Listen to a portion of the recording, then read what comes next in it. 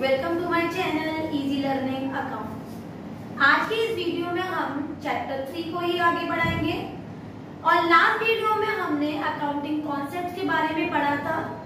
Going concern concept, consistency concept and accrual concept. और आज हम पढ़ेंगे what are all the principles of accounting. There are total 11 principles of accounting जिस पर हमारी अकाउंटिंग बेस्ड होती है। एक एक करके हम सारे प्रिंसिपल्स को डिस्कस करेंगे और उसको समझेंगे। पहला प्रिंसिपल होता है बेटा हमारा business entity principle. Business entity principle कहता है कि अगर हम कोई भी बिजनेस ट्रांजैक्शन कर रहे हैं तो all the transaction made by the manager and the owner, they are recorded separately. They both have separate identity. The owner of the business has the separate identity and the manager of the business is having the separate identity. So this principle is known as business entity principle. Again I am repeating. According to the business entity principle, the owner of the business and the manager of the business are having both separate identity. They are not having the records in the same books of records, but they are entered their transactions separately. So this principle is known as business entity principle, right? दूसरा होता है हमारा money measurement principle. Money measurement principle कहीं ना कहीं हमारे limitations of accounting से based होता है। जैसे लिमिटेशन ऑफ अकाउंटिंग कहता है कि we have to ignore all the qualities and only we have to take quantity into consideration. तो मनी मेजरमेंट प्रिंसिपल्स कहता है कि केवल अकाउंट में या अकाउंटिंग में वही ट्रांजैक्शंस रिकॉर्ड होंगे जो मनी में मेजर कर सके, जो मेजरेबल होते हैं। All the qualitative transactions are ignored. So the principle in which says that only money-based transaction in which whether the money has come or we have given the money, that money measurement transactions are recorded. Rest all the qualitative transactions are ignored. Right? The third principle is accounting period principle. Accounting period principle कहता है कि हमारी accounting records बहुत लंबे time के लिए बनते हैं बेटा, for year after year, for longer period of time. Thus all large period has been divided into small period that is of 1 year.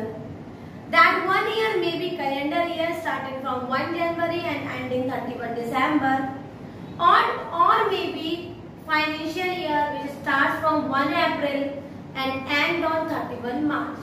तो ये 1 year कैलेंडर ईयर भी हो सकता है, क्वेश्चन में गिवन होगा।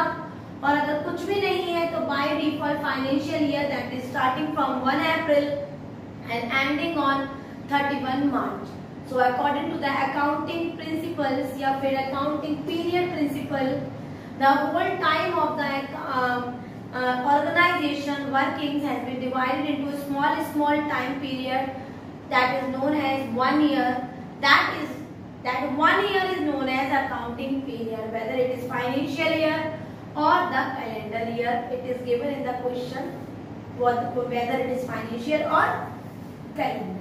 Next point is dual aspect principle. According to the dual aspect principle, dual aspect का मतलब होता है बेटा कोई भी चीज जो दो अकाउंट को इफेक्ट कर रही है, दो साइड्स को इफेक्ट कर रही है। जो हमारे अकाउंट के साइड्स होते हैं, एक होता है डेबिट साइड और एक होता है हमारा क्रेडिट साइड। तो when any transactions affects both the sides, both the debit side and the credit side, this principle is known as dual aspect principle based on double entry system। Answer देखिएगा, एक example बताती हूँ। Ram gave 500 rupees to Shyam.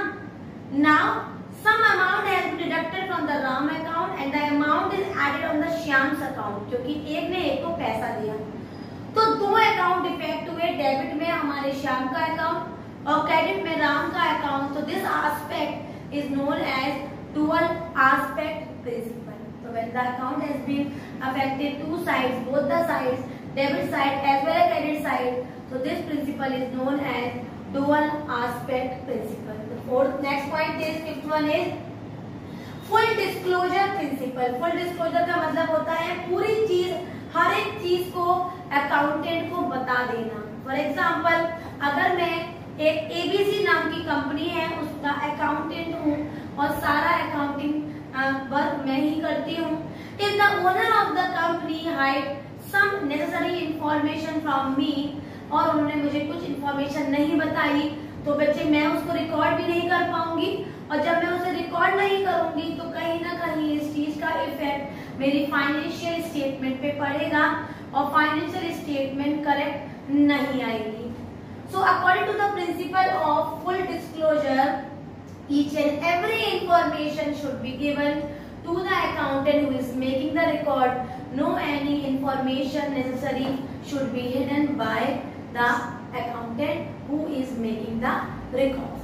This is known as principle of full disclosure. The next point is principle of conservatism. इसको हम principle of prudence भी कहते हैं. नाम दूसरा इसका जरूर याद रखेंगे. ये principle कहता है anticipate all the losses and do not anticipate any profit. वो कहते हैं कि anticipate करिए, अनुमान लगाइए कि ये लॉसेस हो सकते हैं, कभी भी प्रॉफिट का एंटिसिपेशन नहीं करना चाहिए. This is principle of conservatism. एक बार और समझ लेते हैं. Principle of conservatism is based on the fact that do not anticipate any losses, anticipate all the necessary losses is known as principle of conservatism. इसको prudence भी कहते हैं. इन 6 principles के अलावा हमारे कुछ और भी प्रिंसिपल्स होते हैं, एक एक करके उनको भी. नेक्स्ट पॉइंट से बेटा हमारे मटेरियलिटी प्रिंसिपल.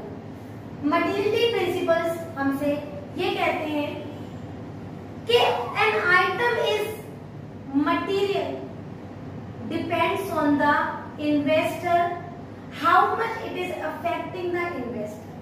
मतलब एक चीज मटेरियल में या इम्पोर्टेंस मटेरियल उस इंसान के लिए होगी अकॉर्डिंग टू द इन्वेस्टर, जिससे उसे कितना बेनिफिट हो रहा है. तो मैं कोई चीज ले रही हूँ और फॉर एग्जांपल अगर मैं कहीं पैसा लगा रही हूँ और मुझे उससे रिसीविंग 1 लाख रुपीज इन्वेस्ट करने के बाद मुझे रिसीविंग उससे कहीं ना कहीं 2,50,000 का मुझे उससे कमाई होती है, और किसी दूसरे को उतना ही इन्वेस्ट करने के बाद अराउंड 10 लाख की कमाई होती है. तो मटेरियल उसके लिए वो इन्वेस्टर होगा जिसको उस इन्वेस्टमेंट से ज्यादा मोर फायदा हो रहा है in relation to the other investor. तो this is materiality concept. It means that one thing is material is based on the investor how much he is getting the benefit from that material investment. That is known as materiality concept. कि अगर हम कहीं पैसा लगा रहे हैं, एक ने पैसा लगाया, मान लो बिल्डिंग के रिपेयरिंग में खर्चा किया और उसको 2.5 लाख की मुनाफा हो रहा है, और एक ने उतना ही पैसा लगाया बिल्डिंग में और उसको 10 लाख का मुनाफा हो रहा है बेटा.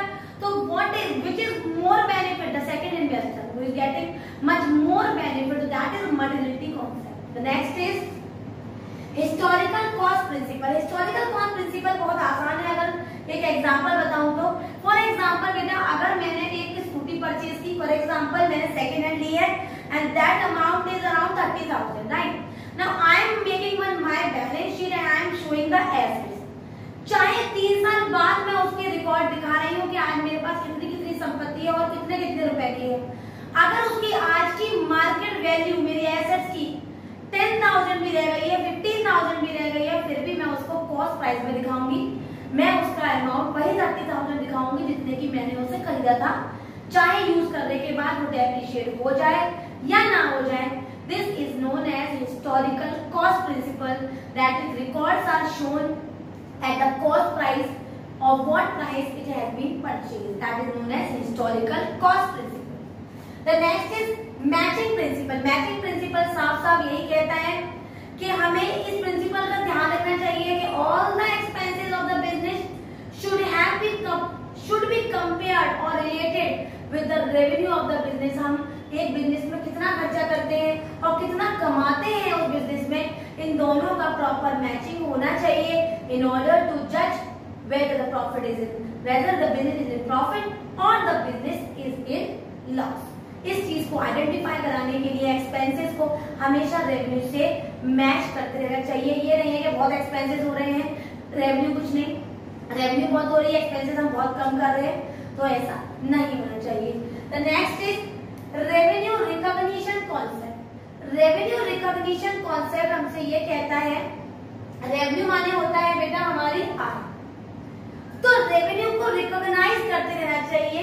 रिकॉग्नाइज इसलिए करना चाहिए in order to see whether the financial statement are going in the positive manner और in the negative manner. Clear है? और एक चीज और याद रखिएगा, रेवेन्यू रिकॉग्निशन में जैसे मैं एक एग्जांपल बताती हूँ।